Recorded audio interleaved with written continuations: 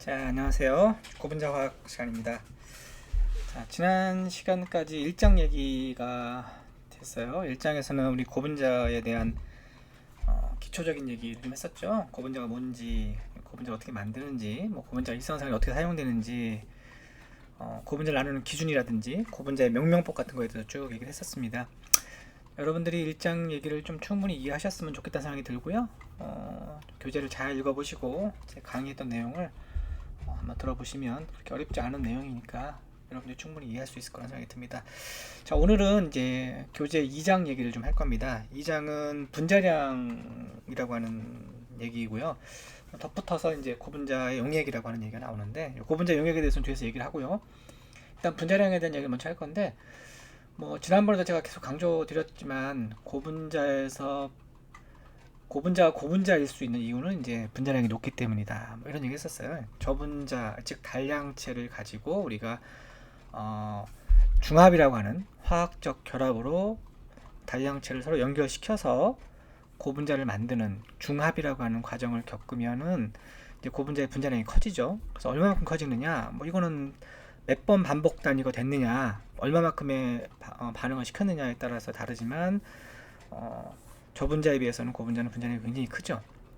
그리고 저분자와 동일한 어떤 화학 구조를 가지고 있지만, 그죠? 에틸렌도 보면은 에틸렌이나 폴리에틸렌이나 사실 CH2라고 하는 기본 단위를 갖고 있기 때문에 걔를 분석해 보면 똑같은 카본하고 프로톤으로 되어 있는 화합물이에요. 그런데 에틸렌과 폴리에틸렌은 엄청난 차이가 있죠. 그 차이를 나타내는 게 뭐라 그랬냐면 분자량이라고 했어요. 분자량. 따라서 고분자에서 이 분자량이라고 하는 거를 논하지 않고는 고분자를 얘기할 수가 없어요. 그만큼 분자량이 중요하다는 거고, 분자량이 결국은 고분자의 영향을 물성에 영향을 준다. 뭐 그런 얘기가 처음 나와 있죠. 여기 보시면 분자량이라고 하는 게 이제 고분자에서는 굉장히 중요하다. 뭐 이런 얘기 나와 있죠. 그래서 분자량이라고 하는 게 결국은 고분자의 피지컬 프로퍼티, 물리적인 성질에 엄청난 영향을 준다. 그래서 일반적으로 분자량이 커지면 어떻게 된다? 터프니스가 커지고 비스코시티가 올라간다. 뭐 터프니스라고 하는 것은 일단 우리 현재로서는 강도라고 일단 생각을 하시면 돼요. 강도가 올라간다. 그러니까 분자량이 저분자일 때는 뭐 가스나 액체와 같은 형태의 굉장히 강도가 없는 그런 물질이던 것이 폴리에틸렌처럼 고분자가 되면 우리가 사용할 수 있는 뭐 다양한 생활용품, 예를 들면 비닐봉지라든지 이런 거에 사용될 수 있을 정도의 강도를 가지게 된다. 즉 굉장히 강해진다는 얘기죠. 그게 결국은 분자량 때문이다라는 거예요. 분자량 때문이다. 그리고 점도도 당연히 올라간다. 점도가 올라가는 이유에 대해서는 나중에 다시 얘기하겠지만 결국은 체인의 길이가 길어지면서 이렇게 엉키기 때문이다. 뭐 이런 얘기 지난 시간에 했었어요. 그래서 고분자는 결국은 분자량 때문에 고분자만의 특성을 가지게 된다. 이런 얘기를 했었어요. 분자량뿐만 아니라 여기서 이제 몰레큘러 웨이트인데 MW가 분자량뿐만 아니라 분자량 분포라는 게 있어요. 분자량 분포도 지난 시간에 얘기했었어요, 그죠? 모노머로부터 폴리머가 만들어질 때 이제 모노머끼리 결합을 쭉 하게 되는데 이 결합의 속도가 다르죠. 그래서 여기서 생성되는 고분자의 분자량은 다르다. 즉 체인의 길이 DP라고도 설명을 했고 우리가 N이라고도 설명을 했는데, 그래서 우리가 평균을 쓴다. 평균이라고 하는 걸 쓴다 그랬죠. 왜냐면 체인의 길이가 각각 다르다 그랬잖아. 우리가 그래서 제가 그렇게 설명했죠.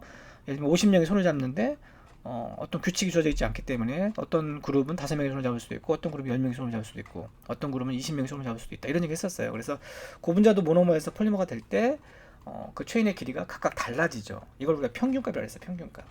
그래서 우리가 평균을 가지고 분자량을 계산한다. 이런 얘기 했었는데, 이 분자량 분포라고 하는 것은 뭐냐면 그런 그 체인의 길이 각각이 갖고 있는 고분자들의 분자량의 분포예요. 분포. 그러니까 즉 분자량이 뭐 만약에 많이다. 많이라고 하더라도 분자량 분포가 다르면 서로 다른 고분자일 수 있죠. 예를 들면 평균 분자량이 많이더라도 어떤 고분자들은 각각의 분자량들이 뭐 만짜리도 있고 2만짜리도 있고 15,000원짜리도 있고 뭐 5천짜리도 있고 이렇게 해서 많이 되는 경우가 있을 수 있고요. 어떤 고분자는 모든 체인의 길이가 똑같아요. 다 많이야. 그래서 많이 되는 경우가 있겠죠.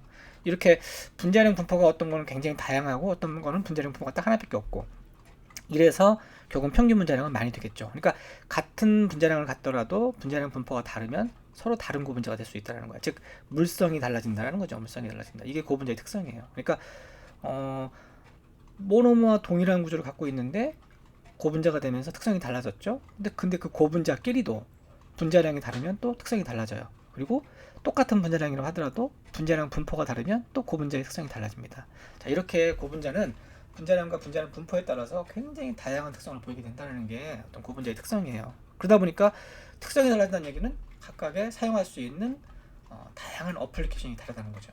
어떤 어플리케이션에서는 분자량이 높은 걸 사용할 수 있고, 어떤 어플리케이션은 동일한 구조지만 분자량이 낮은 걸 사용할 수 있고, 동일한 분자량을 갖지만 분자량 분포가 다르면 A라는 어플리케이션과 B라는 어플리케이션이 달라진다는 얘기야. 그러니까 사용 용도가 달라진다는 거죠. 자, 이게 고분자의 특성이에요. 그래서 다른 저분자나 어떤 금속 재료, 무기 재료가 가질 수 없는 아주 고유의 특징이 이 고분자만의 특징이라고 볼 수가 있습니다. 자, 여기 써 있죠.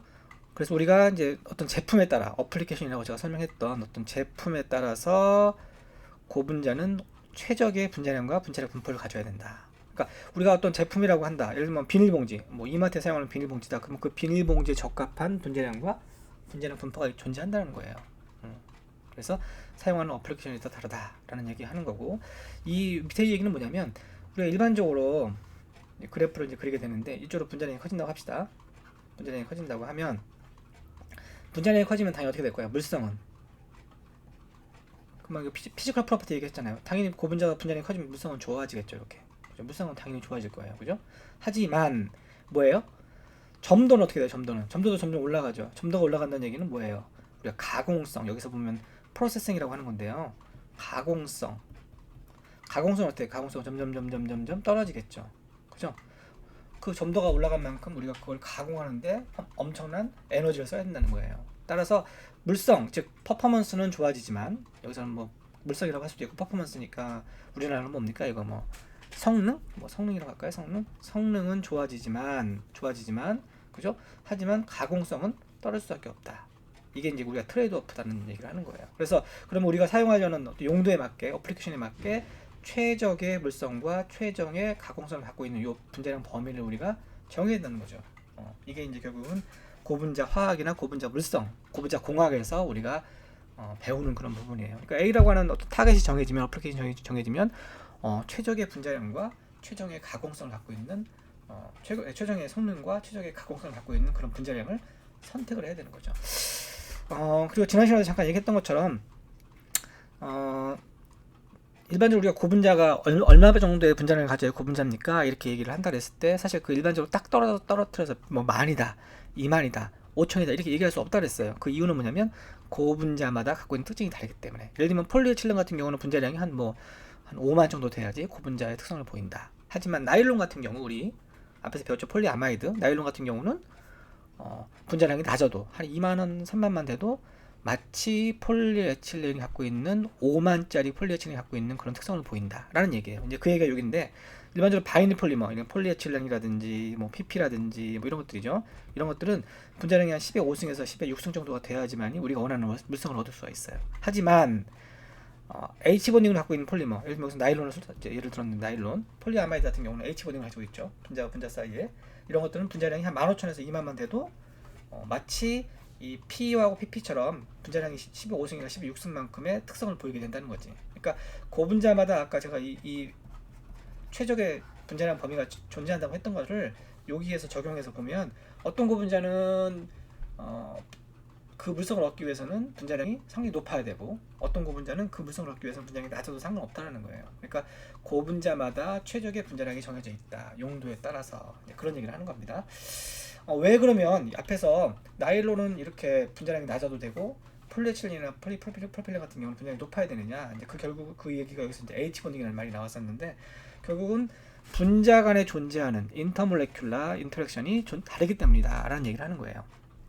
그러니까 일반적으로 우리가 폴리에틸렌이나 뭐 폴리프로필렌, 폴리스타이렌처럼 이런 대부분의 바이닐에서 만들어진 고분자, 우리가 체인에서 체인 중합이나 어디션 중합을 한 것들이죠. 이런 것들은 이 체인하고 체인 사이에 이 그 인터랙션, 즉 결합이 뭐냐면 디스퍼전 프로세스, 우리가 보통 반데르발스 퍼스라고 그러죠. 반데르발스 퍼스는 굉장히 약한 결합이에요. 여기 보면은 뭐 굉장히 약하죠. 그러니까 금방 끊을 수가 있어요. 그러니까 당연히 분자량이 커야지만이 어떤 특성한 물성을 우리가 원하는 물성을 얻을 수가 있어요. 하지만 여기서 이제 점점 이 밑으로 갈수록 다이폴이라든지 스트롱 폴라 또는 하이드로겐 본딩을 갖는다든지 아니면 콜롬빅 인터랙션을 가지게 되면 어떻게 돼요? 분자량이 낮아도 마치 분자량이 높은 pp나 p와 같은 그런 특성을 보인다라는 거예요. 그러니까 즉 이 방향으로 가면 아래쪽으로 가면 갈수록 이 분자 간의 또는 체인 간의 인터랙션이 굉장히 커진다.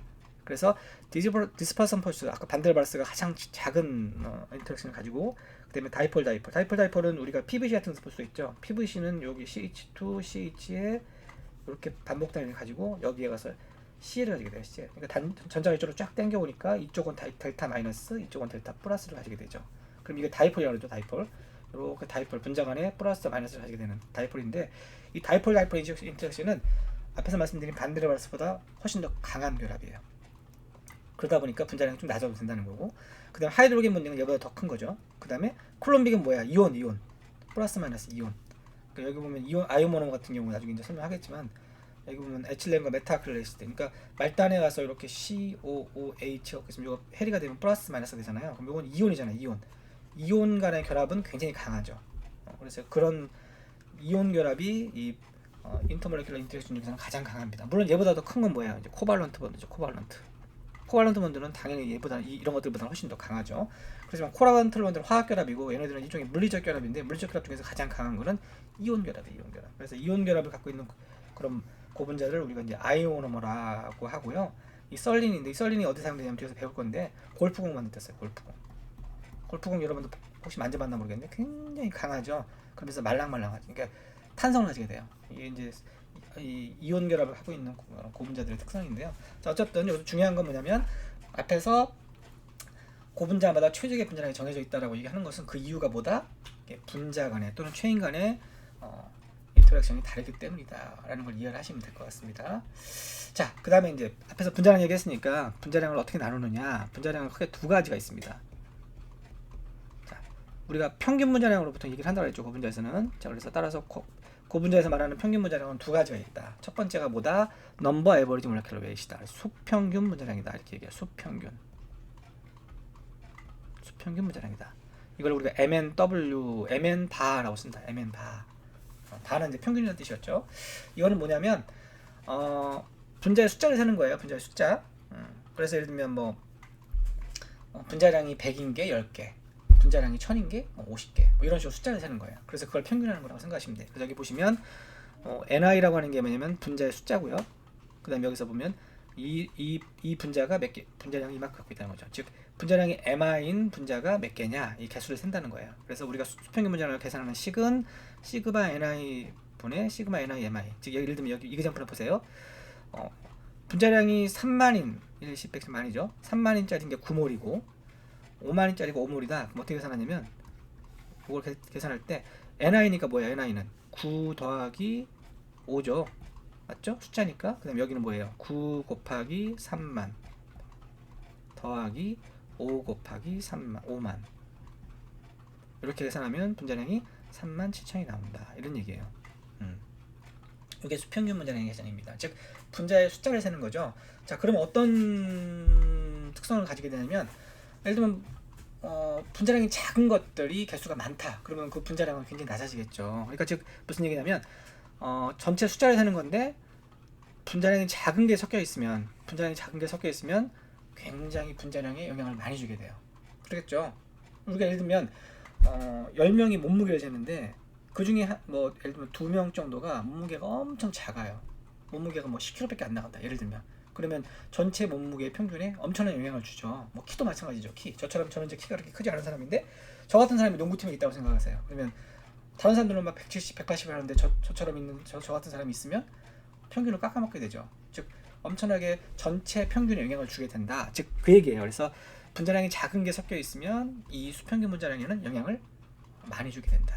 그런 얘기예요. 그래서 얘를 재는 방법에 대해서는 뒤에 설명하겠지만 이제 프리징 포인트 디프레션, 볼링 포인트 엘리베이션, 이거 여러분들 옛날에 일반학에서 배웠어요. 그죠?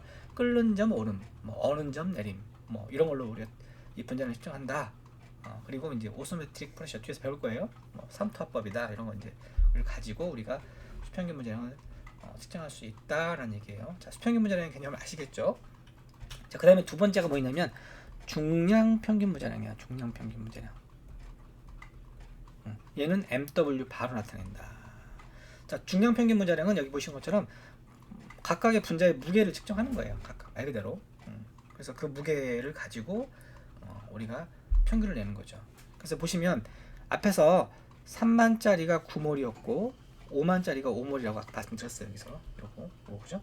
근데 이제 이걸 계산할 때 어떻게 계산하냐면 여기 보면 따라서 식은 MW한테는 식은 이 무게를 전달했잖아. 무게. 그러니까 WI가 무게예요. WI 분의 WIMI. 즉 WI인 것이 얼마만큼 붙겠고 이게 WI가 이만큼 된다 이런 얘기죠. 이런 식으로 나타내는데 얘를 풀면 이렇게 돼요. 왜냐면 W는 N 곱하기 M이니까. 그죠?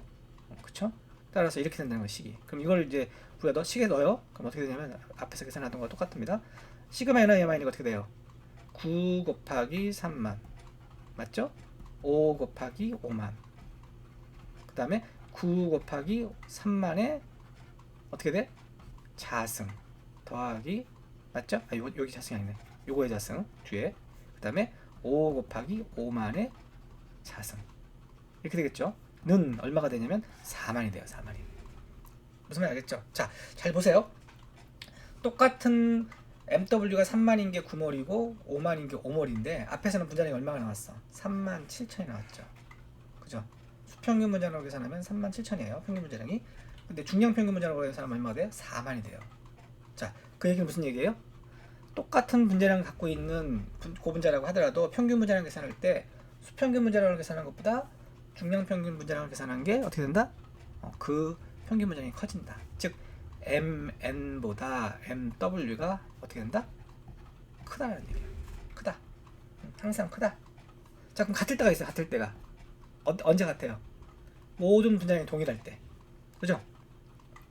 다 똑같을 때 만짜리 모든 분자량이 만짜리가 다 만이다. 그러면 뭐 수평균으로 계산하든 중량평균 분자량하든 똑같죠. 분자량은. 자, 그래서 MN분의 MW가 1이 되는 경우, 즉 MN과 MW가 같을 때 이걸 우리가 모노디스퍼스하다. 그러니까 모든 분자량이 만이다. 그러면 모든 사람의 키가 170이다. 그러면 평균은 170밖에 안 나오잖아요. 그러니까 그걸 모노디스퍼스. 분자량이 다 똑같다. 하나밖에 없다. 그런 말이에요. 자, 그런데 일반적으로 어때요? 일반적으로는 MN보다 MW가 크다 그랬잖아. 그러니까 항상 1보다 커지게 돼요. 이걸 우리가 폴리디스퍼스라고 합니다. 그러니까 대부분의 고분자는 모노디스퍼스하지 않고 어떻다? 폴리디스퍼스하다. MW가 MN보다 항상 크다. 같을 때는 언제다? 모노디스퍼스 할 때. 따라서 MN은 MW와 이런 관계식을 가지게 되고요. MN분의 MW를 하게 되면 우리가 PDI, 폴리디스퍼스드 인덱스라고 한다. 자, 앞에서 우리가 평균 분자량 얘기할 때 여기 MN, MW 얘기했죠. MW 디스트리뷰션 얘기했었어요. 그러니까 즉 고분자의 물성을 좌우하는 게 평균 분자량도 중요하지만 분자량 분포도 중요하다라고 얘기했었어요. 그죠? 그러니까 수평균 분자량은 앞에서 이 평균 분자량은 수평균 분자량, 중량평균 분자량으로 계산할 수 있잖아요. 이렇게. 그죠? 계산할 수 있고 이 분자량 분포는 어떻게 계산한다? 분자량 분포는 수평균 분자량과 중량평균 분자량을 가지고 계산할 수 있다. 그러니까 우리가 평균 분자량을 계산할 수 있으면 결국은 폴리디스퍼스 인덱스, 즉 분자량 분포도 계산할 수 있다라는 거예요. 즉 이 PDI 값이 크면 클수록 어떻게 되는 거죠? 크면 클수록 점점점 분자량 분포는 커지는 거죠. 그렇게 생각하시면 돼요. 자, 그거 외에 이제 우리가 이제 평균 분자량 일반적으로는 수평균 분자량과 중량평균 분자량과 얘기를 하는데 일반적으로 이렇게 얘기합니다. 하지만 이제 실제로 이제 이 고분자를 가지고 제품도 만들고 또는 고분자를 가지고 또 다양한 이제 개발을 하다 보면 이런 수평균 분자량, 중량평균 분자량 말고 다른 이제 몇 가지 분자량들을 또 이제 언급을 하게 돼요. 그게 이제 첫 번째가 뭐냐면 점도 평균 분자량이에요. 점도 평균 분자량. 점도 평균 분자량. 점도. 이거는 점도를 재는 거예요. 말 그대로. 아까 말씀드렸잖아요. 분자량은 점도와 어떻게 된다 그랬다? 비례하죠. 즉 분자량이 커지면 어떻게 돼요? 점도도 커져요. 따라서 우리가 점도를 측정할 수 있으면 고분자의 분자량을 어느 정도 예측할 수가 있죠. 그죠? 그래서 점도 평균 분자량이라는 게 있다라고 이제 얘기를 합니다. 자, 점도 평균 분자량에 대해서 전 뒤에서 한번 또 설명을 할 거니까 일단 넘어가도록 하는데, 점도 평균 분자량은 일반적으로 이런 식으로 나타낸다. 앞에서는 이제 우리가 NI, MI 가지고 설명했잖아요. 수평균 분자량도. 그래서 좀 복잡하지만 뭐 시그마 NI, MI분의 뭐 시그마 NI, MI A 플러스 1 뭐 전체 A분의 1이다 이렇게 나타내진다. 좀 복잡한 식이 있어요. 자, 어쨌든 계산하시고 일반적으로는 여기서 이제 A가 0.8이기 때문에 이런 식으로 나타낼 수 있다. 이렇게 기억해 놓으시면 좋을 것 같습니다. 점도 평균 분자는 어쨌든 그 고분자의 점도를 측정함으로써 해서 분자량을 예측할 수 있는. 이건 어디서 보통 많이 이용될까요? 뭐 페인트라든지 이런데, 그죠? 이런 데서는 점도를 측정할 수가 용이하잖아요. 액체 상태로 있으니까, 녹아져 있으니까. 이런 것들 점도를 측정함으로써 해서 우리가 고분자의 분자량을 예측할 수 있다는 거예요. 자, 그다음에 이제 지에버리지라는 게 있는데, 지에버리지는 어떤 고분자를 가공하는, 실제로 고분자 공학 같은 데서 가공할 때 사용하는 그런 분자량이라고 합니다. 그냥 개념만 알아두세요. 여기 때는 이 mg는 이렇게 된다. 여기 아까 2승, 3승, 약간 아까 평균 중량 평균 문제는 얘가 1승이었고 2승이었잖아요. 근데 2승, 3승이 되죠. 그래서 이런 것들을 전체로 나타내는 식이 요 식이다. 그래서 A가 0이면 수평균 문제량, A가 0에서 1 사이에 있으면 점도 평균 문제량, A가 1이면 MW, A가 2면 MG다. 그래서 이제 관계가 MG가 가장 크다. 지에버리지가 가장 크고, 그다음에 중량 평균 문제량, 그다음에 점도 평균 문제량, 수평균 문제량, 이런 관계식이 된다. 그래서 동일한 분자량을 갖고 있더라도, 평균 문자를 갖고 있더라도 평균 문자를 계산하는 방법에 따라서 분자량이 이렇게 다를 수 있다라는 거. 요것도 좀 기억을 해놓으시면 좋을 것 같습니다. 자, 여기까지가 일단 평균 분자량에 대한 개념이에요. 자, 여러분들 평균 분자량이라는 개념을 잃어버리면 안 돼요. 고분자는 최인의 길이가 다 다르기 때문에 각각의 고분자의 분자량이 다 다르다. 이거 꼭 기억하셔야 됩니다. 자, 그 다음에 이제 2-2절은 뭐냐면 고분자의 용액입니다. 고분자 용액. 이거 고분자 용액이 갑자기 왜 뜬금없이 나올까요? 분자량 얘기를 하다가. 지금 2장이 사실 분자량 얘기잖아요. 분자량 얘기를 하는데 고분자 용액이라는 게 톡 튀어나와요. 자, 이거는 왜 그러냐면 그 두 가지 이유가 있어요. 분자량을 측정을 해야 돼요. 뒤에서 이제 우리가 분자량 측정 방법에 대해서 배울 거예요. 분자량 측정. 분자량 측정을 하려면 일단 고분자를 가지고 뭔가를 해야 되죠. 근데 대부분의 분자량을 측정하는 방법이 고분자가 이제 이렇게 고체잖아요. 고체 상태에서 측정할 수가 없어요. 얘를 어떻게 한다? 녹여야 돼요. 녹여야 분자량을 측정할 수가 있어요. 그래서 고분자를 가지고 용매에 고분자를 녹입니다. 녹이죠. 녹았을 때 이 용매의 고분자가 녹는지 안 녹는지를 알아야 될 거 아니야. 그죠? 그러니까 어떤 용매가 어떤 고분자를 녹이냐 녹이지 않느냐, 이거 알아야 돼요. 그래서 고분자 용액을 만들어야 된다는 거예요. 이거 가지고 고분자 용액을 만들어야 우리가 분자량을 측정할 수 있어요. 이게 첫 번째. 자, 두 번째는 뭐냐면, 그리고 이제 우리가 고분자를 가지고 다양한 가공을 하겠죠. 그 제품을 만들어요. 그때도 마찬가지로 녹여야 돼요. 그죠? 열을 가지고 녹이든 용매를 가지고 녹이든 녹여야 돼요. 자, 녹인다. 이것도 이제 근데 특히 여기서는 이제 뭐죠? 용매를 가지고 녹이는 거죠. 열을 가지고 녹이는 건 아니고, 이 녹여야 뭘 만들 수 있다? 우리가 제품을 만들 수가 있어요. 그러니까 결국은 어떤 용매에 녹느냐, 그죠? 어떤 용매에 녹느냐, 이거 또 알아야 될 거 아니야. 어떤 용매가 고분자를 잘 녹이느냐, 이거 알아야 돼요. 그래서 결국은 고분자 용액이 굉장히 분자량 측정이라든지 녹인다는데 또 되게 중요한, 제품을 만드는 데 있어서 중요한 아주 그런 키워드가 되는 거고요. 그리고 이제 또 고분자의 특성을 봐야 돼요. 고분자가 이제 모양이 어떻게 생겼느냐, 고분자 용액 안에서 모양이 어떠냐, 그다음에 크기는 어떻게 되느냐, 그리고 어떻게 움직이느냐, 뭐 움직임 같은 거, 이런 것들을 이제 봐야죠. 그래야지 사실 분자량 측정도 가능하고 제품을 만드는 데 유리할 거예요. 그럼 이런 것들을 보는 걸 우리가 뭐라 그러냐면 연력학이라고 하죠. 연력학. 우리가 배웠잖아요. 화공에서 배웠단 말이야. 연력학이라고 하는 개념은 그 어떤 물질이 그 안에서 열에 의해서 어떤 거동을 보이느냐, 뭐 이런 거잖아요. 근데 마찬가지예요. 얘도 고분자를 녹일 때 열을 주거나 아니면 그 외부에서 열이 들어가거나 아니면 열을 내거나 발열이나 흡열 반응 같은 걸 한단 말이야.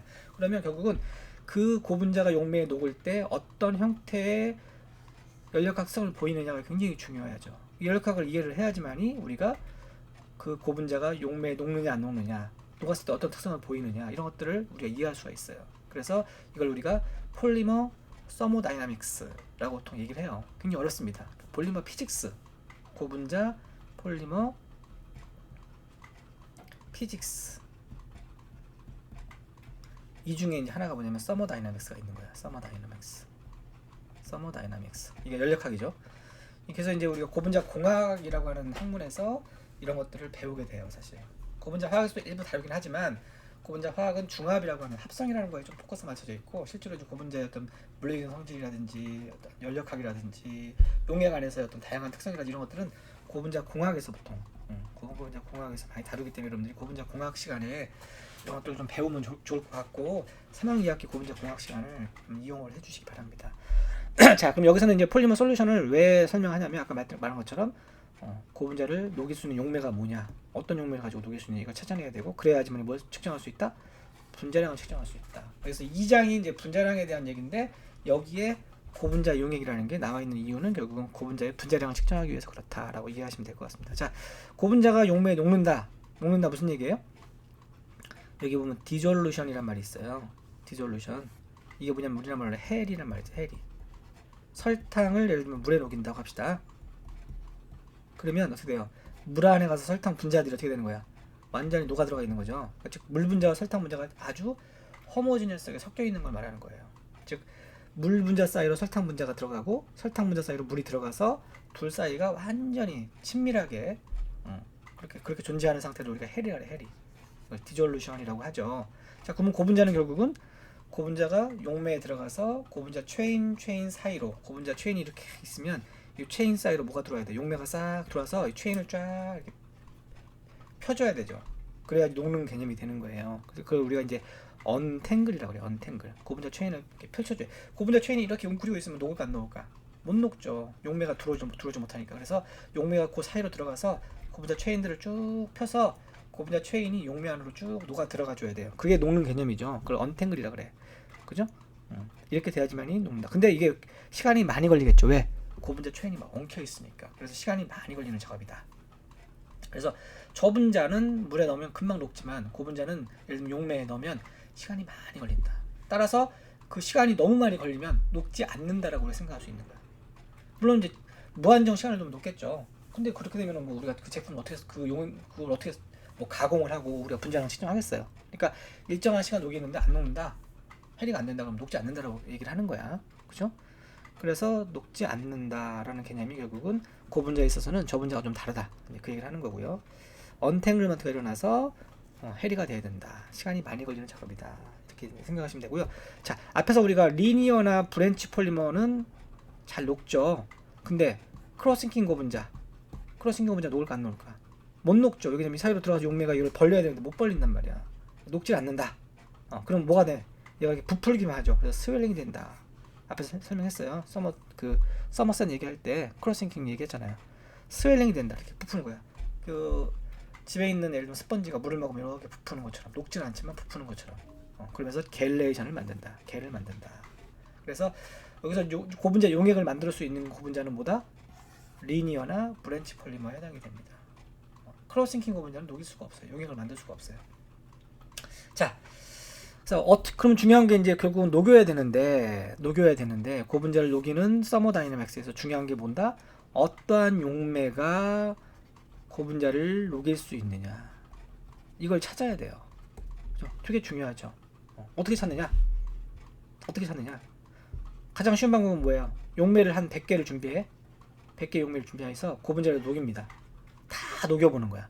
하나. 뭐 좋죠.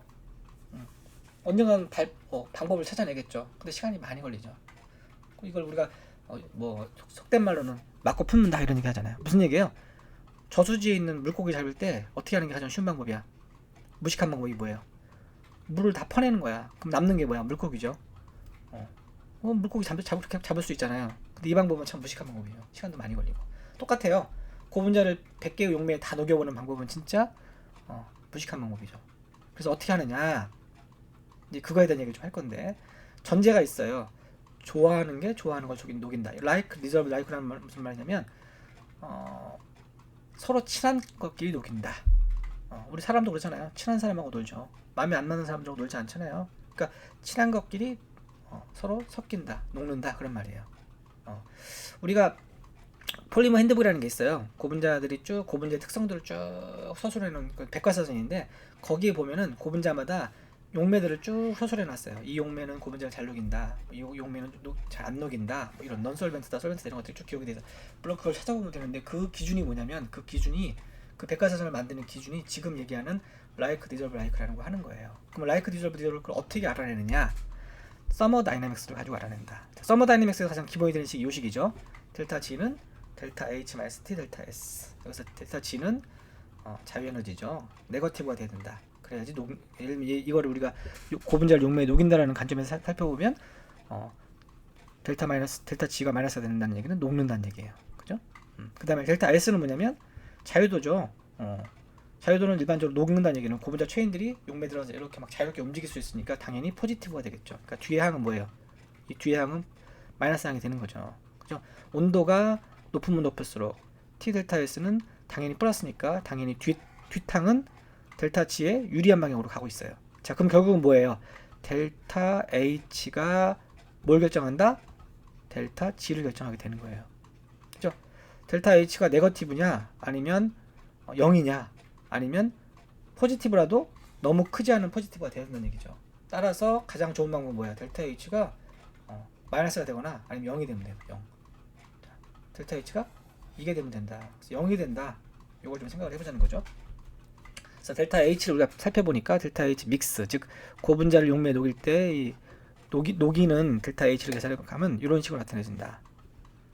여기서 보면 요거 있죠, 요걸 우리가 요 델타인데 요 델타를 이제 살펴볼게요. 델타가 뭐냐면 여기 써 있어요. 요거를 보기 전에 일단 요걸 먼저 볼게요. 델타 H 믹스는 이런 식으로 나타내진다. 복잡한 식이에요. 굉장히 복잡한 식이죠. 여기서 보면 요 V1은 뭐냐면 토탈 볼륨하고 믹스처고 믹스는 그다음에 V1, V2는 몰라 볼륨이고 요 세타라고 알아요. 요거는 볼륨 프랙션이고 델타 E1, E2는 에너지 오브 베이퍼라이제이션이고 그다음에 요거를 가지고 식을 나타내면 요거의 코에시브 에너지 덴시티다. CO다. V1분의 델타 E1. 요것이 뭐냐면 CED라는 게 뭐냐면 요 분자가 있어요. A라는 분자. 이게 이제 우리가 용매 분자라고 합시다. 용매. 얘를 고분자라고 합시다. 그러면 원래는 여기가 녹색이죠. 원래 용매 분자가 있었던 거야. 용매 분자를 하나를 싹 빼고 고분자 분자를 하나 집어넣었어. 그러면 요 사이에 에너지가 존재한단 말이에요. 이것이 각각의 인터랙션 에너지가 존재하죠. 이게 보면 코에시브 에너지 덴시티야. 요 에너지가 존재하는데 물 분자를 빼고 고분자 분자를 하나 넣는데 이 CED가 변화가 없어요. 무슨 말인지 알겠죠? 이게 CED라고 하는 게 여기 써있죠. CED는 Energy Needed to Remove Molecular from its Nearest Neighborhood. 그러니까 여기서 분자 하나를 빼고 물 분자 하나를 빼고 용매 분자 하나를 빼고 고분자를 집어넣을 때 그때 드는 에너지예요. 근데 그 에너지가 여기 보면 요거는 용매가 가지고 있는 뭐 에너지라고 하고요. 얘는 고분자가 가지고 있는 에너지가 할 때 요 두 개가 같아진다는 얘기지. 그 얘기는 뭐예요? 그러니까 여기서 용매 분자 하나를 빼고 고분자 분자를 하나 집어넣어도 이 전체 에너지는 변한다 안 변한다? CED는 같다라는 얘기예요. 그 개념이죠. 자, 그럴 때 요 V분의 델타 E, 요 안에 가로 안에 있는 요거 있죠. 가로 안에 들어있는 요 식, 요게 뭐냐면 요 델타, 즉 이걸 우리가 솔루비티 파라미터라고 한다. 따라서 여기서 보면 델타 믹스가 0이 되려면 어떻게 돼야 돼요? 요 앞에 있는 항과 뒤에 있는 항이 같아지면 된다. 그래서 아까 뭐라 그랬어요? 아까 CED가 같으면 된다. 즉 CED가 뭐예요? 여기서 보면 솔루비티 파라미터죠. 결론이 뭐냐면 앞에 식이에요. 델타 1과 델타 2가 같으면 된다. 델타 1, 델타 2가 뭐라고 아까? 솔루비티 파라미터가 됐죠. 즉 이건 컴포넌트 1의 솔루비티 파라미터, 얘는 컴포넌트 어더 컴포넌트. 그러니까 예를 들면 용매의 솔루비티 파라미터, 얘는 고분자의 솔루비티 파라미터라고 한다면 이게 어떻게 된다? 같아지면 된다. 같아지면 델타 H 믹스가 0이 되는 거잖아. 이 식에서 아까처럼 이 식에서 요 항과 요 앞에 있는 항과 뒤에 있는 항이 같아지면 델타 H 믹스는 0이 된다 그랬으니까. 그죠? 자, 그래서 결론이 뭐냐면 고분자가 갖고 있는 솔루비티 파라미터 값과 용매가 갖고 있는 솔루비티 파라미터 값이 같거나 유사하면 뭐가 된다?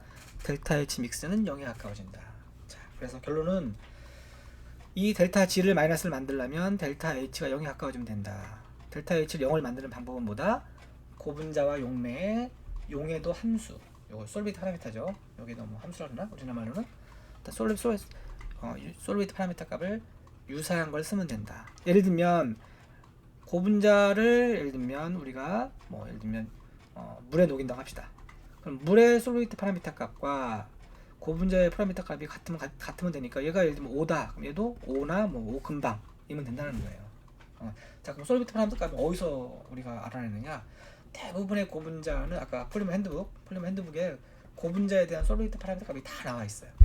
용매에 대한 솔비트 파라미터 값도 우리가 백과사전 같은 게 있어요.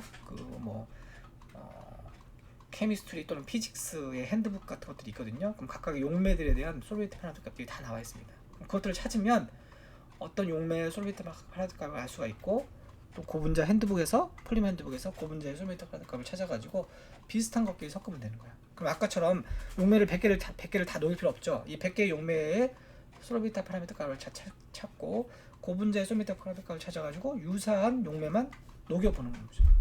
그러면 훨씬 더 수월해지겠죠. 자, 이렇게 한다라는 얘기를 하는 거예요. 자, 그런데 만약에 우리가 고분자의 솔비드 파라미터 값을 모른다. 대부분의 범용 고분자나 이미 개발돼서 사용되는 고분자들은 폴리머 핸드북 같은 데 보면 이 솔비드 파라미터 값이 다 나와 있어요. 명시가 되어 있어요. 자, 그런데 만약에 우리가 새로운 고분자를 만들었어. 또는 뭐 전혀 모르는 고분자야. 구조를 모르는 고분자. 구조를 모르는 게 아니라 그 고분자를 누구한테 받았는데 구조를 알고 있는데 솔비드 파라미터를 모르는 경우가 있을 수 있죠. 구조까지 모르면 사실 힘들어요. 그렇지만 구조는 알고 있는데 그 고분자가 솔비드 파라미터 값을 모르는 고분자다.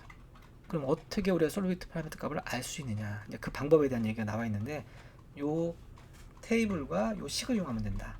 그래서 어떤 분자의 고분자의 솔비드 파라미터 값은 m분의 d 시그마치다. m은 분자량이고요. 반복 단위 분자량이라고 생각하시면 돼요. 반복 단위 분자량.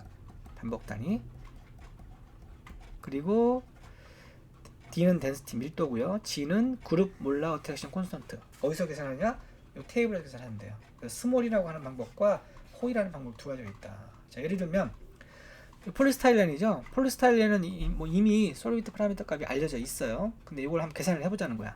그러면 이제 폴리스타일렌의 구조는 이렇죠. CH2CH에 여기 벤젠이 이렇게 있는 거야. 벤젠이, 그죠? C6H5가 있어요. 그러면 이때 밀도는 알려져 있죠. 폴리스타일렌 밀도는 계산할 수 있잖아요. 근데 반복 단위는 분자량은 104예요. 그러니까 M 나와 있고 D 나와 있고, 그럼 104 집어넣고 밀도 D 집어넣고, 요것만 계산하면 되죠. 요것만.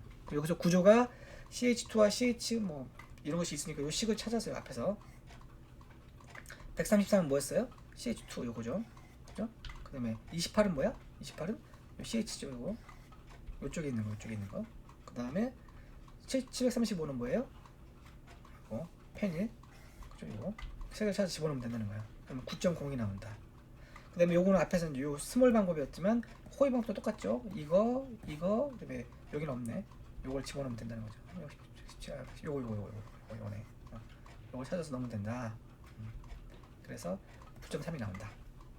거의 유사하죠. 그래서 실제 솔비드 파라미터 값을 폴리스타일렌 백화점에 사다 보면 뭐 유사한 값 한 9.몇으로 나옵니다. 그래서 그렇다. 근데 이 방법은 분자 간의 인터랙션을 고려한 거다 안 한 거다? 하지 않은 거다.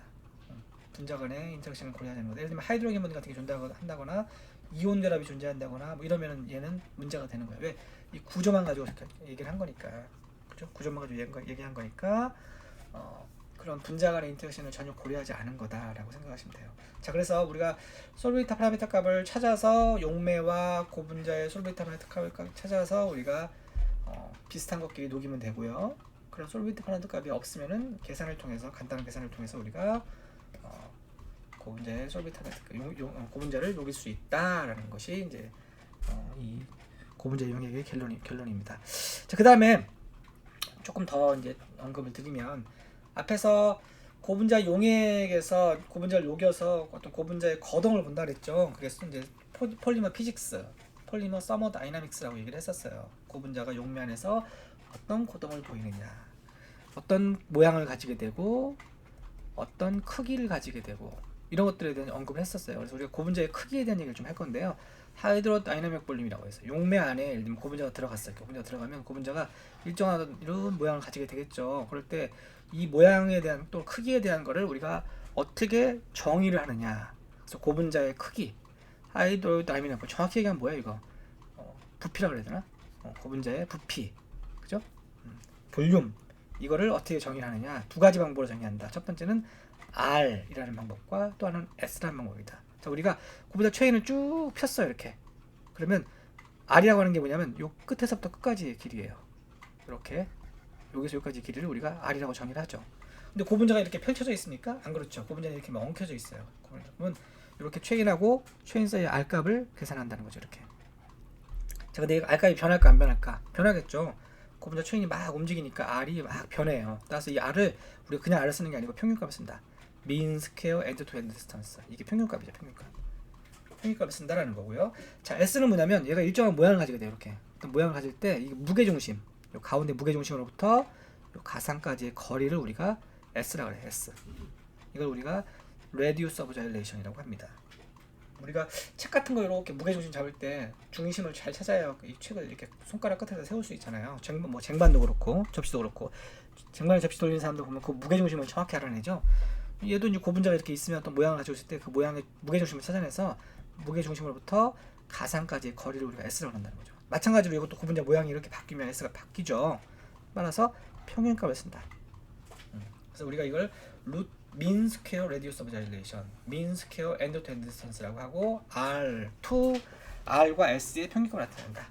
자, 그래서 요거 두 개의 관계는 이런 식으로 나타낼 수 있습니다. 뭐 참고해서 한번 알아두시고요. 뭐 그런 얘기를 쭉 하고 있습니다. 여기.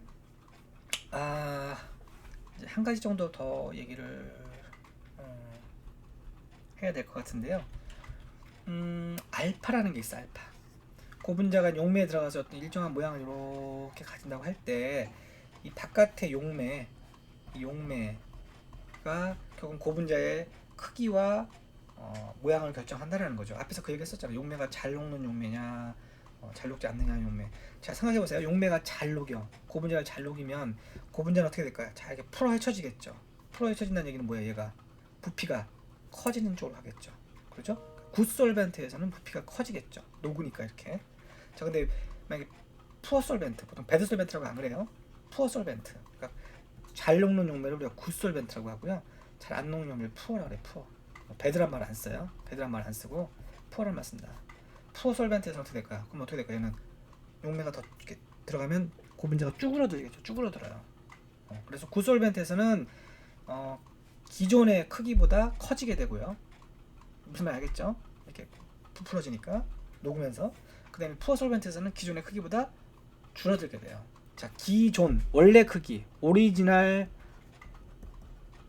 고분자가 갖고 있는 고유의 크기가 있어요.